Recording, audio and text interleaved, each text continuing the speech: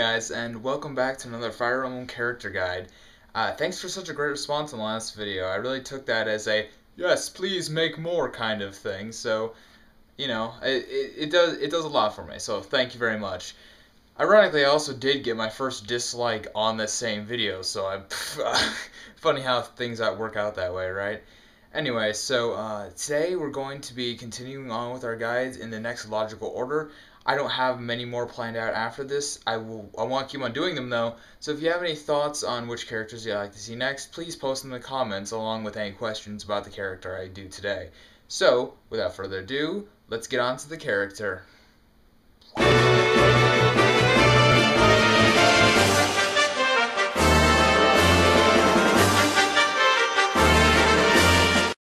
Oh, yeah, Chrom. Chrom. He's the main character of the game. Who didn't see this coming? Especially since I put the names of the character that I'm going to do in the title. Should really think about how to make that work better. But anyway, he's arguably the main character of the game, so it's pretty obvious. And so let me give you a brief explanation of who he is. He's the king slash prince thing of Elise, the country of Elise, which I'm pretty sure is actually, which is pretty clearly actually a future version of the country of Altea in Fire Emblem Shadow Dragon and older games. Now, I'm not gonna get into all that today. That's a talk for another day. That'll be on like my one world theory that I'll discuss eventually. But for today, we're talking about Chrom, the prince. He's a brave guy, he's a funny guy, he's a good leader. I like him as a character, and we're going to see what we can do to maximize his potential. Let's get a look at his character base stats and starting class. Alright, so I've got a chart here that I made with a lot of the data and images provided by Serenus Forest, so check them out like I said in the description. But yeah, I compiled this chart from what they gave me, and as you can, so what you're looking at is at the top, you can see Chrom's name along with all of his growth rates. Now, those are just his base growth rates. You add those, as I've said before, to the unique class that he is in. I have listed all of the possible classes he can be in on this list and what their differences in growth rates are. Now, you notice a couple things. Magic never changes because he doesn't use magic. It's garbage. You should completely ignore it. And luck never changes because luck never changes when you change class. It's like innate. It doesn't really make sense for it to change when you change your job, you know? You wouldn't get luckier or less lucky just because you became an archer. Like, it doesn't make sense. Anyway, so he actually, as you'll notice, has a very high luck, and that means he's pretty much automatically good. Okay. His HP is excellent in every class. Don't worry about it. Strength is great. Every class. It's going to be great. Magic is crap. Skill is quite good, and it only gets better in certain classes. Speed is good. It is, apparently, and I may say in a few other times in the video that his speed isn't that good. I was underestimating it. It actually is pretty good. It's 60% most of the time, which is quite good, but it isn't quite as good as skill because, as you'll notice in some of the other classes, it doesn't go up. His highest is plus 20. The other one has plus 25, plus 30 in some of them. So, speed, not his best stat, but it is pretty good. Luck, obviously, nothing to say about that. Defense is good. 45% is actually pretty decent. Like, that'll be going up quite a bit. If you really want to get his defense up there, though, you're going to want to switch him into Great Knight to level him up a bit, because that's going to be the fastest way to do that. Now, resistance, though, is probably his worst growth rate, not counting magic, because he never uses it, because it only is like 25%. Now, that's not completely awful, but it's pretty bad. So, if you're really going to want to make this a really competitive, high-level, powerful unit, I'll talk more about competitive units in my next character guide, but if you really want this character to be really powerful, you're eventually going to have to turn him into a paladin just because you need the extra resistance growth rates. So as we've seen, Chrom is a powerful and well-balanced unit, but his true power doesn't come from his stats, Okay, well, they kind of do, but the essence of his power comes not from his amazing attributes, but from the excellent array of skills given to him by the classes he has conferred. Let's move right along and check them out. As you guys may remember, the next step in my guide system is to talk about the classes and skills that are available to the character we're talking about. Chrom is much more limited than my unit, which would appear to be a bad thing at first, and technically is, because it means he has less potential, but the fact that he has less potential also makes him a lot easier to optimize. So, there are upsides and downsides, but that surely does not mean that he's not powerful. In fact, he has access to some of the most powerful skills in the game, plus he has good growth rates, as we've already been over, so he really is a powerhouse to be reckoned with. So, we want to go over first what his other choices are. Now, as I mentioned before, his starting class is Lord, and that goes only into Great Lord. He also has two other classes at his disposal, Archer and Cavalier. Now, Archer, I'll get out of the way right quick. It's pretty much useless. The only thing it does for him is increase his skill attribute, which he doesn't need at all. And almost all the skills in the Archer class tree are useless. Now, they're not all terrible, and for a devoted Archer, they can be pretty good. Like Bow Fair, which increases damage when you're using bows, and Bow Breaker, which increases your hit and evasion against other people with bows, which is actually really helpful for bow people, ironically. Anyway, they can be good, but not for Chrom. It's just all garbage for him. Please never go that route unless I don't know. I can't really imagine a good way to do it. What Chrom wants to do is focus on his Great Lord class and all the Cavalier crap, because they have some pretty good stuff.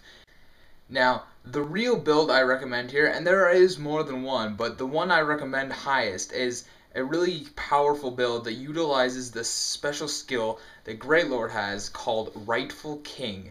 Now, Rightful King increases the skill activation rate of all of your combat skills by 10%, which I'm sure which is obviously powerful. But but it's even more so when you add in the fact that he has access to a lot of good combat skills. The obvious one is Aether, which he gets also in Great Lord, which is arguably the best combat skill in the game, as it gives you two attacks, one of which heals you and the other which cuts through your enemy's defenses. So, I mean, it's an amazing attack. Unfortunately, its skill activation rate is rather low, being half of your skill attribute. I'm so sick of trying to differentiate those two. But the Rightful King boosts up 10%, which is great. Now, to get the most out of this, though, you have to multi-class. You have to change classes. I'm going all Dungeons & Dragons. You have to change classes to a couple of the other Cavalier promotions, such as Paladin and Great Knight. Now, the order in which you go to these don't really matter, and you can actually ignore Paladin if you want, but the Aegis skill that he gets at level 15 is awesome. When it activates, it halves all damage dealt by bows, tomes, dragonstones. I think that's it, but still, all the annoying range attacker stuff, it just cuts that damage in half, and it'll happen about 50% of the time with Rightful King. The other important skills you want to pick up are in Great Knight. Great Knight is absolutely essential for Chrom because it gives him Luna and Dual Guard Plus. Now, Luna is rather, you might think, well, why do I need Luna if I already have Aether, which does both Luna and Soul? Well, Luna has twice as much of a chance of activating his Aether, so you'll get the effect twice as often.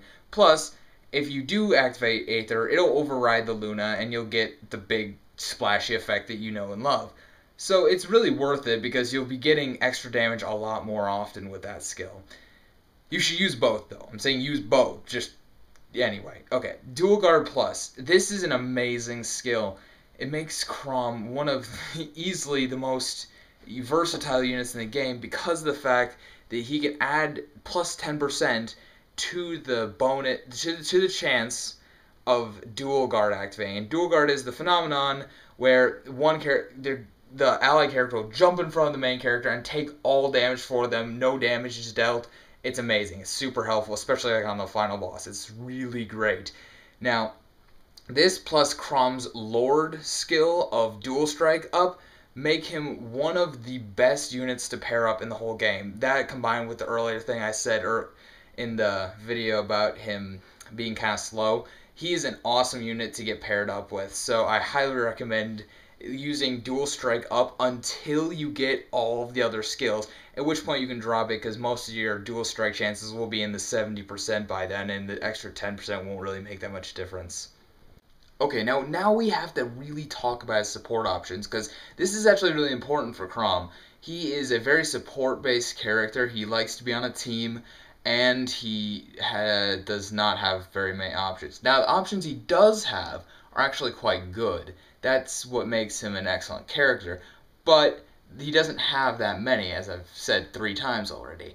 So, what I want to point out first, though, is that the woman that he has the highest support level with, that he can marry, at the end of chapter 11, he will automatically marry. Now, this is kind of annoying because you can choose when you want to marry off all the other people, giving you plenty of time to upgrade their stats, get whatever skills you want the child to inherit, but not for Chrom and his wife. You have to have them all married up by chapter 11, and then by like chapter 13, you have to have them at where you want with skills, attributes, everything, which makes him really limiting. Now, it doesn't mean it's bad. He actually has some pretty good options, but if you really want to make the most of it, you're going to have to train like crazy.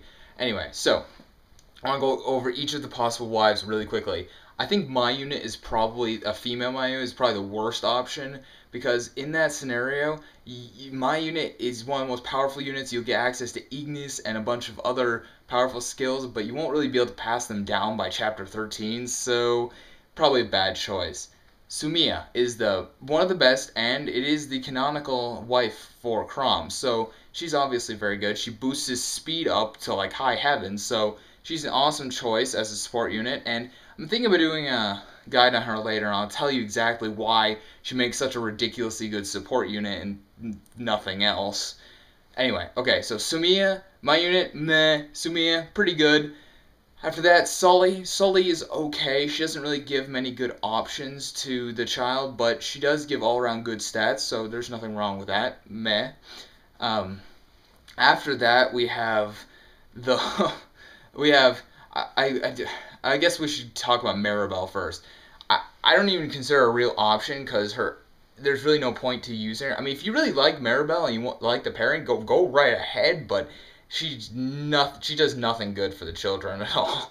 Like, she increases their, magic and luck, I guess? Like, it's not like the end of the world, but she's probably the worst option. Finally, we have Olivia, the dancer girl. Yeah, she's really hard to do. Some of you may not even know you can support those two, because you get her literally in chapter 11, the chapter where you have to have the support conversation done by. You might think, well, they can't have a support conversation. Well, they actually can, but the supports have to come after they get married, which is really weird. Basically, you have to have Chrom avoid all other women like the plague, and then have her dance for him a couple times, and then poof, they get married magically. By the way, if Chrom doesn't have any support levels with any women, he'll marry a random village girl, and that's useless. It's funny, but it's completely useless. I would not recommend it. Anyway, so as for Olivia, though, she actually makes an excellent mother, because she gives the children access to assassin and dark flyer skills, but she's so hard to... It's almost impossible to train her up to level 15 dark flyer in the 2 chapters that you have... in the 2 chapters that you have before the child is born. Spoilers a little bit. Nothing really that bad. And you might be thinking, but isn't that what the DLC chapters are for? Oh yeah, you're right. It is what they're for. It's actually probably the best way to train Olivia up really fast, using the Entombed, what is it called, Exponential Growth DLC chapter to level up Olivia like a billion times. That's probably the best way to go if you're going to have them get married.